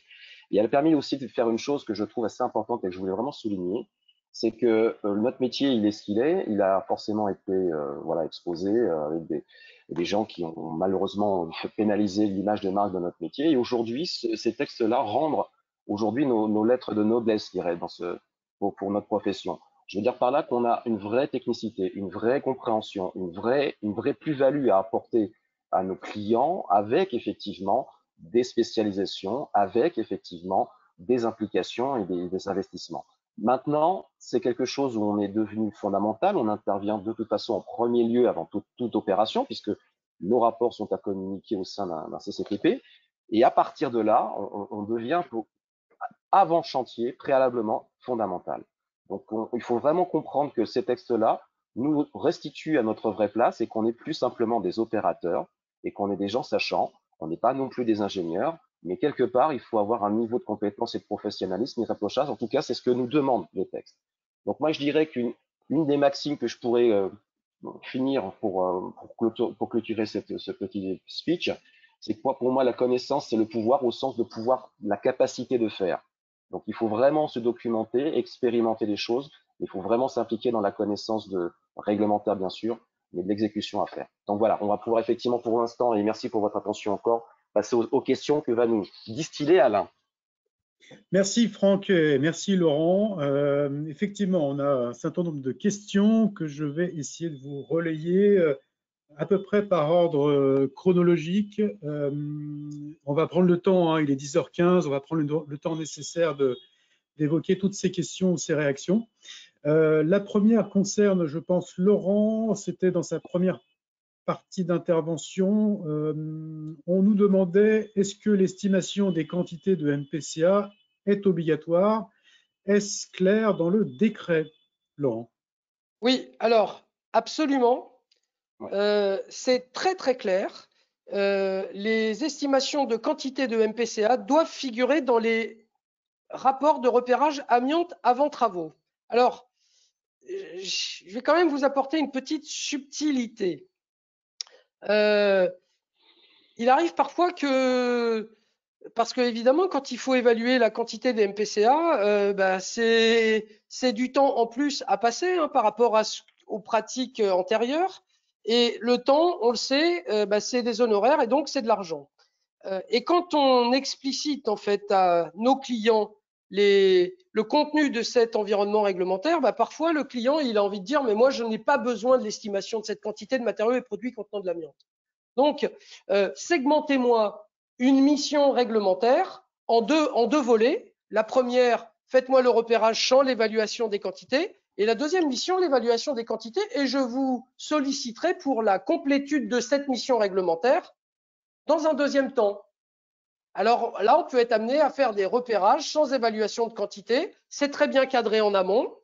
Par contre, attention, ce rapport, si vous l'envoyez du coup à l'examinateur en certification, il ne sera pas validé par l'examinateur. Pourquoi? Parce qu'il ne répond pas aux objectifs de la réglementation et donc il est assujetti à non-conformité dans le cadre de l'évaluation pour la certification amiante mention. Donc, je dirais, oui, l'estimation des quantités est réglementaire, elle est présente dans le décret du RACO, elle est reprécisée du coup dans l'annexe 2 de l'arrêté qui dit que l'évaluation des quantités doit figurer dans les informations au même titre que les matériaux amiantés doivent être présents. Et donc, comment dire, si jamais vous avez contractualisé avec votre client pour ne pas évaluer ces quantités, eh bien, cette mission n'est pas une mission qui devra être assujettie au contrôle de la certification amiante mention. C'est une mission qui ne s'inscrit pas dans le cadre réglementaire. Moi, je voudrais apporter en plus un éclairage supplémentaire à ce que tu disais, Laurent. C'est que on sait bien que cet arrêté donc de juillet 2019 dont on parle aujourd'hui sur ce webinaire est intégralement recueilli au sein du Code du travail, mais il a également des implications qui rejaillissent sur le Code de la santé publique, notamment dans cette caractérisation de mesures, que ce soit en mètres linéaires ou en surface d'éléments amiantés, à savoir qu'on parle du RAT, donc du repérage avant travaux. Or, la démolition est un certain type de travaux. Il est plus général, il est plus global évidemment qu'un repérage avant travaux, donc avec un périmètre, mais ce sont des travaux quand même. Et on a eu une information de la DGT il n'y a pas très longtemps où il considère effectivement que on se doit, pour une démolition, d'indiquer également les métrages des éléments amiantés, aussi bien dans l'avant-travaux, mais donc effectivement aussi dans l'amiante avant démolition. Alors je sais que ça peut faire hurler beaucoup de personnes, mais c'est bien clairement effectivement indiqué par la DGT dernièrement. Donc voilà, c'est une petite information, mais on voit bien que réglementairement, on a des cloisonnements qui sont un petit peu perméables aujourd'hui et qui vont certainement entraîner la refonte de certaines choses à terme en tout cas. Allez, deuxième question. Que conseillez-vous si le donneur d'ordre ne fournit pas le programme de travaux ou un programme très vague? Très bonne question. Faut essayer de lui faire préciser le plus possible son programme des travaux, en tout cas échanger avec lui. Donc factuellement, ça veut dire lui faire des traçabilités par mail, des questionnements qui ne sont pas chorales, pouvoir effectivement sur site avec une prévisite, parce que quand on a effectivement des interrogations, ben, un minimum, même si c'est du temps à passer, il faut se rendre sur site effectivement et demander, peut voire même lui faire, s'il n'est pas présent, lui faire un petit reportage photo en lui disant voilà, j'ai une accessibilité à cet endroit-là, monsieur, est-ce que c'est le périmètre est concerné? C'est-à-dire vraiment factuellement le mettre dans la situation de dire je vous valide ou je ne vous valide pas. Bon, après, si effectivement ça reste très vague, ben on est sur une quasi-démol, on va dire, hein, si on n'a pas de précision. Donc il faut effectivement responsabiliser au plus et attirer l'attention du donneur d'ordre sur ces questions-là. Laurent? Oui, je me permets une petite précision, Franck. Euh, et tu as raison. Pour moi, un donneur d'ordre qui ne veut pas préciser son programme des travaux équivaut à dire finalement aller jusqu'aux grosses œuvres. Euh, et donc, on intervient tout corps d'État comme si on faisait un curage total de l'intégralité des éléments. Et de lui préciser ça en amont et de lui préciser que ça va générer, bah, pour le coup, des analyses avec une volumétrie que l'on peut commencer à estimer, eh bien là, on peut le sensibiliser sur ce sujet-là, en disant, bah voilà, si vous ne me donnez pas de programme des travaux et que je pars du coup dans une hypothèse de curage total, voilà une estimation liée à ma stratégie d'échantillonnage du nombre d'analyses potentielles qui. Et là, bah, si vous dit, bah, c'est exactement ça que j'attends, terminé. Voilà. Merci Laurent. Une question un peu moins technique pour le coup. Ne pensez-vous pas qu'il y aurait à faire un fort lobbying auprès des donneurs d'ordre B2B et B2C pour les informer de ces obligations réglementaires de RAAT? Alors, Complètement d'accord. Et ouais, ouais. c'est à ça que sert le fruit du travail du groupe de travail du GT Amiante, de la FIDI. C'est que l'idée, c'est d'apporter du contenu au service, certes, de nos adhérents, mais ce contenu, il sera à votre disposition. N'hésitez pas, en fait, à relayer euh, auprès des maîtres d'ouvrage. Si l'intégralité de la profession, en fait, monte en compétence, maîtrise tous ces sujets, la sensibilisation du donneur d'ordre du maître d'ouvrage, elle va petit à petit porter ses fruits. Et moi, je voudrais revenir un petit peu sur la présentation que j'ai eu à faire tout à l'heure. Vous avez bien compris que sur l'exemple que je vous ai donné, donc, on avait affaire à des gens qui étaient assez sachants. On a vu même affaire effectivement à des remarques et des précisions à apporter à la CARSAT. Donc, on voit bien aussi que la plupart des vrais professionnels dont la charge effectivement est importante commencent à maîtriser de mieux en mieux les textes, à être très précis, comme vous avez pu voir. Il y avait une précision quand même assez importante, mais pas suffisante. Donc on a quand même affaire aussi à une connaissance des problématiques amiantes au sein de nos donneurs d'ordre qui est de plus en plus fine. Ceci dit, ça ne veut pas forcément dire non plus que tout le monde est avisé. Donc oui, oui, le lobbying est important, le faire savoir, mais comme toute chose dans ce domaine-là, il y a une certaine inertie, ça prendra un certain temps, notamment dans le phasage des opérations. On ne nous intègre pas forcément toujours, hein, quand on ne peut pas faire effectivement la totalité d'un bien ou des parties inaccessibles, on ne nous intègre pas toujours dans le phasage des processus travaux. Donc voilà, ça va demander du temps, mais il faut insister puisque c'est réglementaire aujourd'hui. C'est clairement indiqué dans un arrêté, c'est validé en méthodologie par une norme. Donc oui, oui, oui, la question est pertinente, il faudra du temps pour qu'on puisse arriver à ça, mais c'est à ce à quoi il faut arriver. Ça nous aide. Alors, autre question, si je vous suis bien avec ZPSO a priori, à valider et estimation des MPCA, il est indispensable de prévoir plusieurs phases à la mission du RAAT. Point d'interrogation. Oui, tout à fait. Il y a une ZPSO hypothétique qui peut se révéler, malgré les sondages et les points qu'on a pu voir, c'est-à-dire, voilà, on a une hypothèse d'éléments qui nous paraissent identiques et similaires.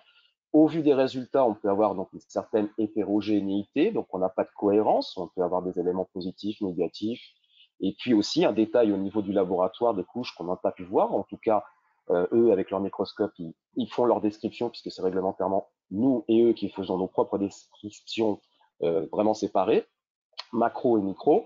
Donc on est bien effectivement sur un recollement des résultats, et effectivement, si on a une incohérence, il faut réévaluer cette ZPSO. il faut peut-être effectivement revenir sur place, voire faire une campagne complémentaire de prélèvement spécifique à un élément ou plusieurs.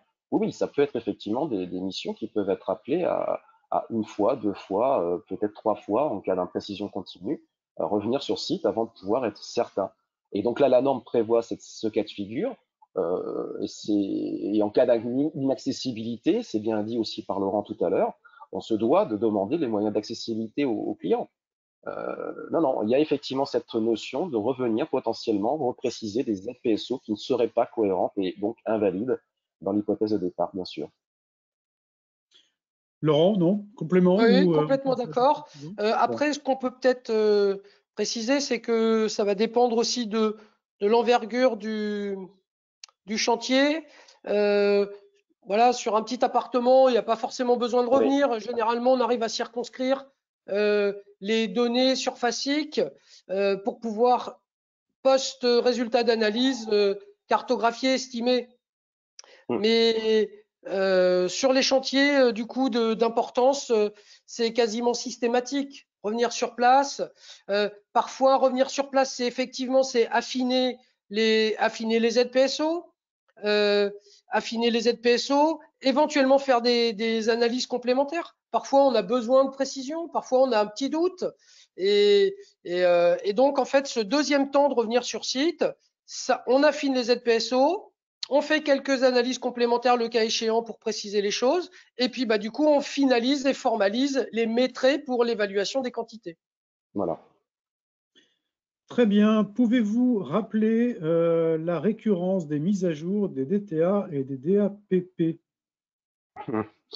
Alors là, il faudra préciser les évaluations de l'état de conservation périodique, je pense que c'est la question. Alors, ce qui est clair, c'est que la liste A, c'est clairement marqué dans les textes, c'est tous les 3 ans. Voilà, mais c'est un maximum. Ça peut parfaitement être fait et ça doit être fait en cas de travaux ou de dégradation constatée par le gestionnaire de patrimoine ou le propriétaire.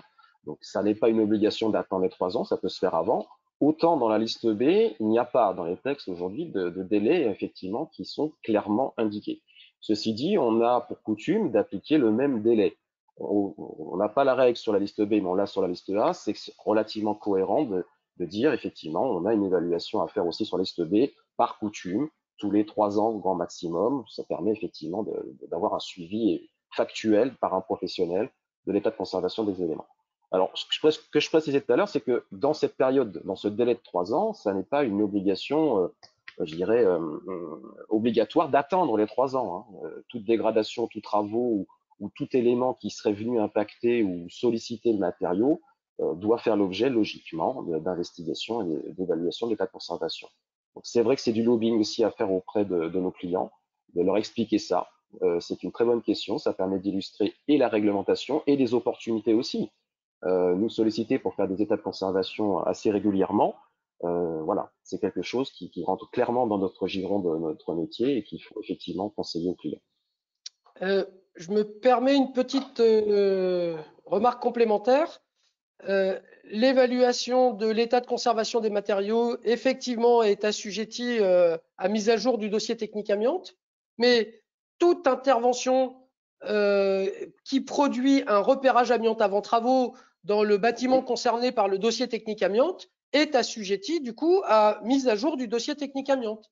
D'où l'intérêt de ce qu'on évoquait tout à l'heure, c'est d'avoir quelque chose d'extrêmement agile, beaucoup plus souple et beaucoup facilement implémentable avec les logiciels de dématérialisation. Évidemment, il n'y a pas que ça. Bien sûr, un Word très bien tenu avec un très bon fichier Excel, on a des maîtres d'ouvrage qui se débrouillent très très bien. Hein. Compris, il y a des communes aujourd'hui qui travaillent encore avec Word, avec des mises à jour sur des trames Word.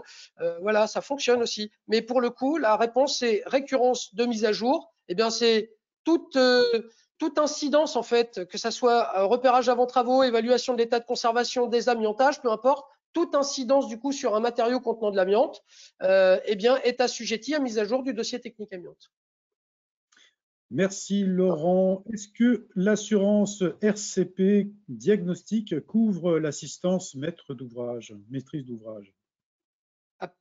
Alors là, pour le coup, absolument pas. Exactement, non.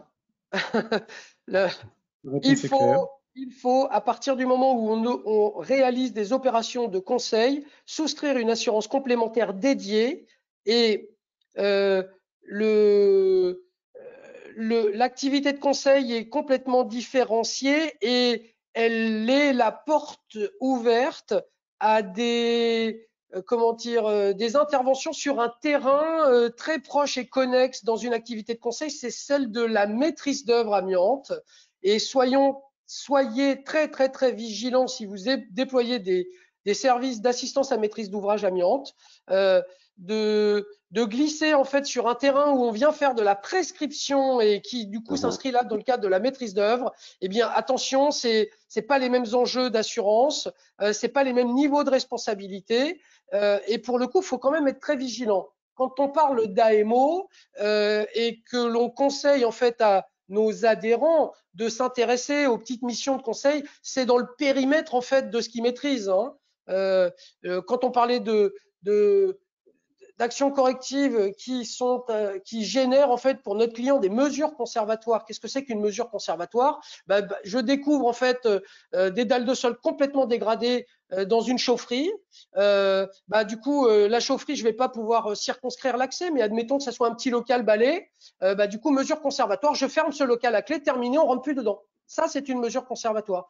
Mesure conservatoire d'une chaufferie, eh bien, faut bien continuer à intervenir dans ce local.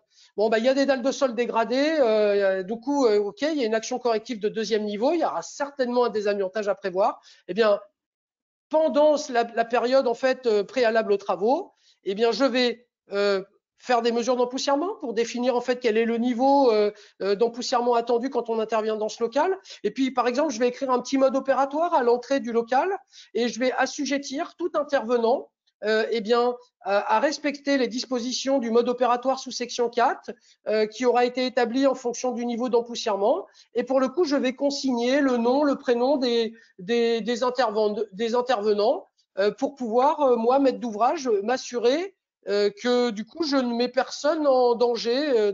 Voilà, vous comprenez ça, c'est une mesure conservatoire. Ça, c'est dans notre périmètre. On peut faire du petit conseil par rapport à ça.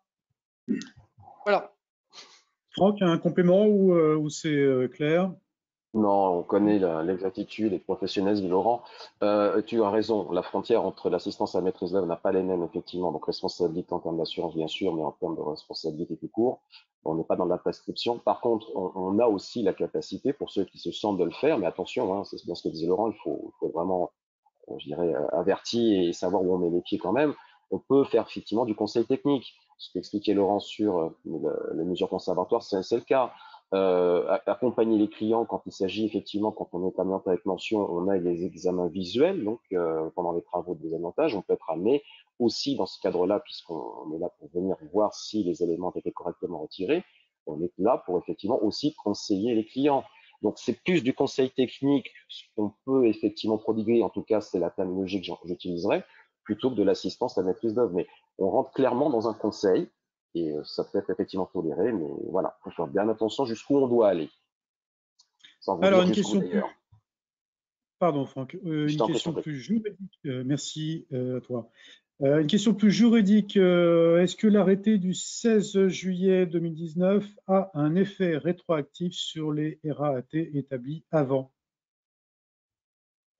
Non. Ça vous laisse penseur, là, comme question. Non, mais par contre, il y a un article qui traite des repérages faits antérieurement à la publication de l'arrêté et en fonction de la référence à la norme, c'est-à-dire qu'un repérage qui a été fait suivant la norme de 2017, la 46-020-2017, il sera réputé satisfaire aux conditions de l'arrêté. Par contre, s'il a été fait avant la publication de la norme 2017 et qu'il a été fait suivant les normes de 2002 ou 2008, eh bien, du coup, il y a des investigations complémentaires à mener. Ou en tout cas, une analyse du document du repérage amiante avant travaux pour vérifier s'il ne faut pas faire des investigations complémentaires. C'était le complément de la question de notre membre de la FIDI. Et de ce fait, faut-il prévoir des mises à jour? Voilà. C'est ça. La méthodologie de l'arrêté prévoit clairement qu'on étudie les documents préalables, donc toutes les informations qu'on est en capacité de valider en termes de décision, enfin voilà, de représentation. On les peut en tenir compte, mais il faut que ce soit effectivement fait à la mouture de l'arrêté aujourd'hui. Donc ça permet de faire du complément, comme le disait Laurent, mais ça ne remplace pas, si la mission n'est pas complète, ça ne remplace pas effectivement l'arrêté d'aujourd'hui, l'intervention d'aujourd'hui. Alors, c'est un complément également à la question sur l'assurance RCP, la diagnostic qui ouvrait l'AMO. Et du coup, est-ce qu'il faut une mention pour faire des suivis d'état de conservation? Eh ben, on peut peut-être faire des états de conservation dans des bâtiments qui sont autres que ceux qui font partie du giron de la sans mention. Donc oui, il faut être qualifié mention pour pouvoir faire des états de conservation dans des bâtiments ERP, voilà, industriels, ainsi de suite. Laurent. Oui. Ah voilà, oui. Dans ce sens-là, oui. Voilà. Si la question est, en fait, à partir du moment où on fait un diagnostic amiante avant-vente d'un petit pavillon, voilà. eh bien, on peut être amené à remplir des grilles d'évaluation de l'état de conservation des matériaux. Donc, dans ce cadre-là, l'évaluation du coût de l'état de conservation d'un matériau n'est pas en lien direct avec la mention ou le sans mention. Par contre, intervenir dans un établissement assujetti du coup à la pratique avec mention, type un ERP de première catégorie, et bien là, pour le coup, toute typologie d'intervention requiert la certification amiante mention. C'est ça. Parfait.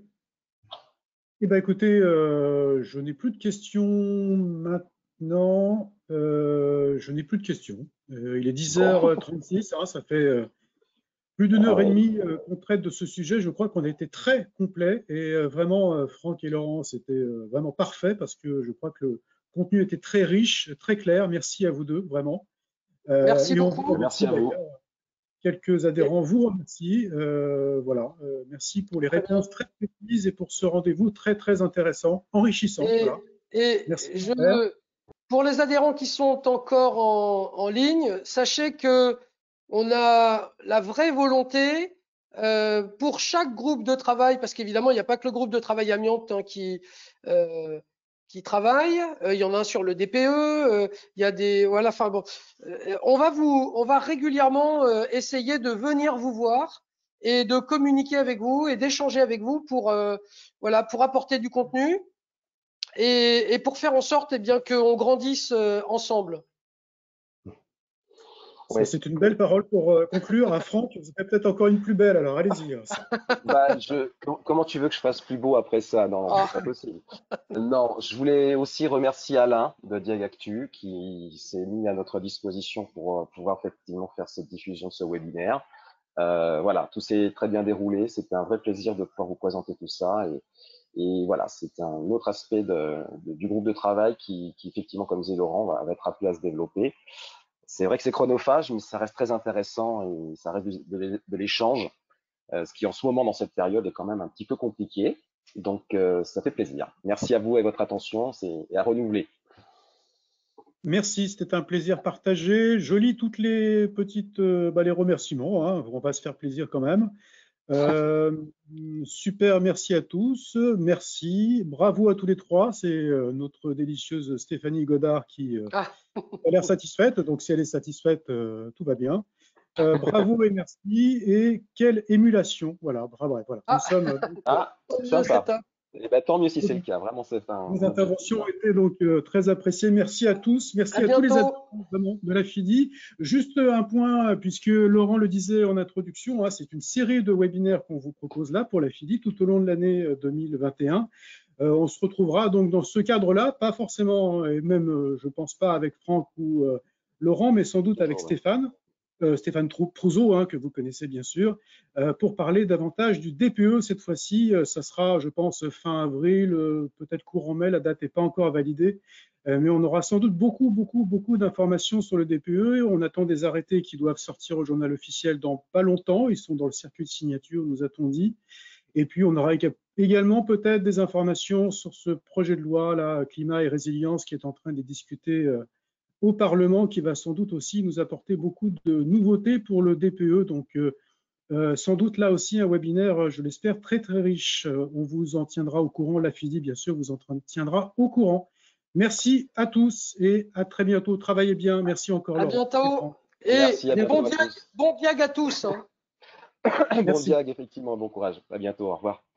Au revoir.